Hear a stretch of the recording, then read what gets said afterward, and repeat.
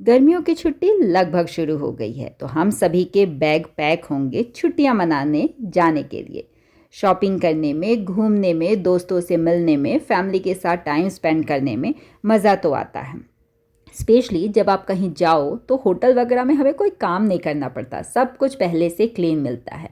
और नए नए जो हम जगह विजिट करते हैं वो अलग से। लेकिन हम सभी ने एक चीज़ और नोटिस किया होगा कि वापस आने के बाद घर जो फैला रहता है, पैकिंग का प्रॉब्लम कि कौन सा सामान कैसे लेके जाएं, ऐसे ही कुछ प्रॉब्लम जिससे हम सभी को रिलेट कर पाएं, उन प्रॉब्लम का सॉल्यूशन मैं शेयर कर रही हूँ। तो जब भी आप ट्रैवल पे जाएं, एक एक्स्ट्रा पॉलीथीन या एक्स्ट्रा छोटा सा बैग ज़रूर रखें जिसमें वो कपड़े आप स्टोर कर पाएँ जो आप पहन चुके हैं, क्योंकि ट्रैवल में मोस्टली स्वेटिंग होती है, डस्ट लगती है। तो ये कपड़े अलग से रहेंगे तो दूसरे कपड़ों के साथ स्मेल और डस्ट शेयर नहीं करेंगे। और एक काम और आसान हो जाएगा कि ये बैग सेपरेट रहेगा तो सीधे इसे आप लॉन्ड्री एरिया में डाल सकते हैं। आपको अलग से ढूंढने की ज़रूरत नहीं पड़ेगी कौन से कपड़े गंदे थे, कौन से पहने हुए हैं। नई जगह पे जाने पे हम फीमेल थोड़ा इम्पल्स बाइंग कर ही लेते हैं। तो जब भी आप नई जगह पे जाएं तो पहले ये पूछ लें कि वहाँ क्या अच्छा मिलता है, और फिर एक रफ आइडिया देखें कि क्या आपको उन चीज़ों की ज़रूरत है, सिर्फ वही खरीदें। जैसे जब मैं इंदौर गई तो वहाँ राजवाड़ा में कपड़े बहुत ही सस्ते मिलते हैं। मैं मतलब बिलीव ही नहीं कर पाई कि इतने सस्ते। जैसे ये कुर्ती जो है लगभग कॉटन की, प्योर कॉटन तो मैं नहीं बोलूँगी, डिज़ाइन वगैरह बहुत अच्छी है, फुल लेंथ की है, 3/4 स्लीव की है और इट इज़ ओनली 250 रुपीज़। ऐसे ही एक और मैंने ड्रेस ली जो सेट में है, इसकी कुर्ती है और जो सलवार है वो आप बोल सकते हैं स्कर्ट पैटर्न में या फिर उसको शरारा बोलते हैं, उस पैटर्न में है, मुझे एग्जैक्टली नहीं पता। और ये फुल लेंथ में अगेन है। और यहाँ पे जो डिज़ाइन आप देखेंगे ना, काफ़ी सेटिस्फैक्ट्री है। कपड़ा भी कॉटन एंड समथिंग मिक्स है। इसके जो नीचे का बॉर्डर है वो कुर्ती से मैच करता हुआ है, मतलब डिज़ाइन काफ़ी अच्छी है। ये मुझे पड़ी 450 रुपीज़ में। इम्पल्स बाइंग ना हो ऐसा तो हो नहीं सकता। गणेश चतुर्थी के समय मुझे कुछ डेकोरेशन की ज़रूरत पड़ती थी तो ये भी बहुत सस्ता मिल गया, मुझे 50 रुपीज़ का सेट मिल गया, तो मैंने ये भी वहाँ से उठा लिया। ऐसे ही सॉक्स जो है मैं यहाँ पे ख़रीदती हूँ ऑलमोस्ट 110 रुपीज़ का 1 पेयर, बट वहाँ पे ये कॉटन के हैं, प्योर कॉटन के हैं। और ये सॉक्स मुझे 50 रुपीज़ के 3 पेयर मिले। साथ ही जो मेरे लिए सॉक्स है, ये तो मेरे बेटे के हैं, वो भी 100 रुपीज़ में 4 पेयर थे, मैंने 50 रुपीज़ में 2 ले लिए। ये भी डर था कि क्वालिटी अच्छी हो या ना हो। इनमें से 2 हमने यूज़ कर लिए थे, मतलब रिटर्न जर्नी के समय पहन लिए थे। हस्बैंड के लिए भी मैंने ये टी शर्ट खरीद लिया है। ये मैं नहीं बोलूँगी बहुत सस्ता है, इट इज़ सम 450 रुपीज़, लेकिन क्वालिटी वाइज बहुत अच्छा है। इंदौर में टेक्सटाइल मैन्युफैक्चरिंग है, इसीलिए वहाँ पे कपड़े सस्ते मिलते हैं। वहाँ पे आप किसी के भी कपड़े लीजिए, किसी भी तरह के, काफ़ी सस्ते मिल जाएंगे, क्वालिटी अच्छी मिल जाएगी। ये सारे कपड़ों को आप किसी ना किसी वीडियो में डेफिनेटली देखेंगे। वहाँ मुझे जो सबसे सस्ती चीज़ मिली वो है बेडशीट। ये 2 बेडशीट हैं, डबल बेड की, किंग साइज़ की, दोनों एक साथ जुड़ी हुई हैं जिन्हें मुझे बीच से कट करना है। और ये 250 रुपीज़ की थी। मतलब 2 बेडशीट किंग साइज़ बेड की 250 रुपीज़ में थोड़ा डिफ़िकल्ट लगता है बिलीव करना। मुझे लगा डिफेक्टेड होगा, मैंने खोल के भी देखा बट वहाँ कोई भी डिफेक्ट नहीं था।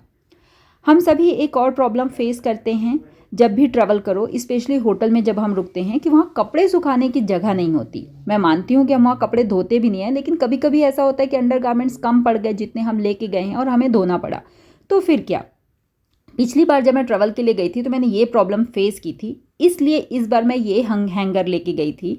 यहाँ पे अगर आपको कपड़े धोने हैं तो इसमें हैंग करके आप किसी इवन शार के ऊपर या फिर जो कर्टन रॉड होती है उसके ऊपर आप हैंग कर सकते हैं, आपका काम आसान हो जाएगा। ये क्लोथ पिन हैं जो लास्ट में उनके हुक लगे हुए हैं, एक नॉर्मल से हैंगर में मैंने फंसा दिया है और एक बहुत ही अच्छा सा ऑर्गेनाइज़र मेरा बन के रेडी हो गया है।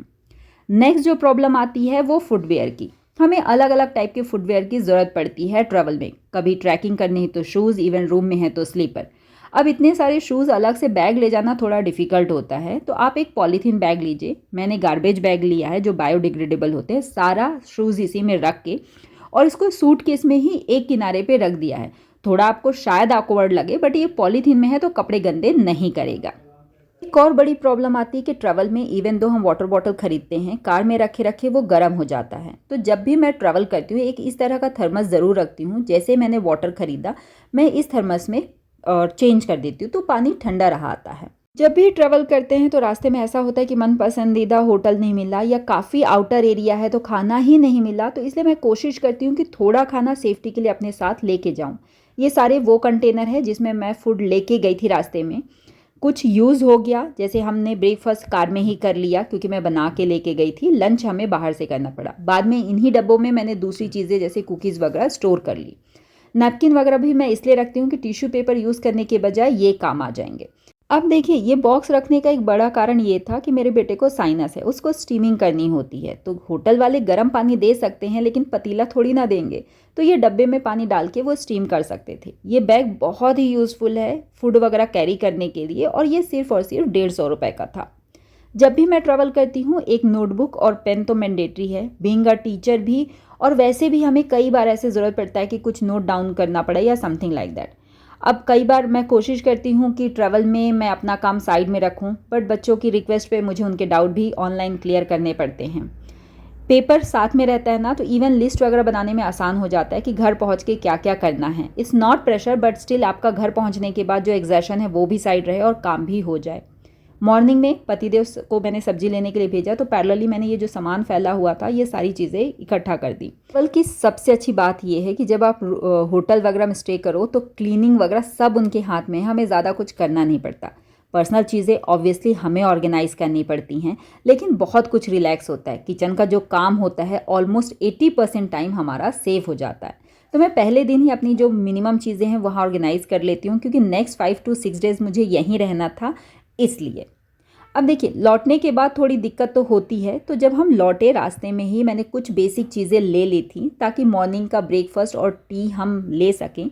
हम लोग रात में पहुंचे थे, तो सुबह उठ के सबसे पहले मैंने ब्रेकफास्ट में पोहे बना दिए, चाय बना दी, और उसके बाद पतिदेव को मैंने भेज दिया था सब्जी लेने के लिए। इंदौर में मैं एक काम से गई थी बहुत सालों पहले, वहाँ पे मैंने एक प्रॉपर्टी ली थी, उसी का कितना डेवलपमेंट है ये सब देखने के लिए। प्रेमाइसेस वगैरह बहुत अच्छा है। मैं रियल स्टेट का वो तो नहीं कर रही हूँ एडवर्टाइजमेंट, बट मैं ज़रूर बोलूँगी अगर किसी को इन्वेस्ट करना है तो it is very best location, क्योंकि ना यहाँ डेवलपमेंट तो हो रहा है लेकिन प्राइजेज़ अभी उतनी हाइप नहीं हुई हैं। जहाँ मैंने लिया है वो है इंदौर में TCS एरिया के पास, और काफ़ी अच्छा जगह है। ये आप जो प्रेमाइसेस देख रहे हैं यहीं मैंने लिया हुआ है। ये मेरे होटल का रूम है। बालकनी बहुत ही ग्रीन थी, मतलब सच में देख के ना दिल खुश हो गया। कुछ होटल में इश्यूज़ थे, मैं डेफिनेटली नेक्स्ट वीडियो में शेयर करूँगी।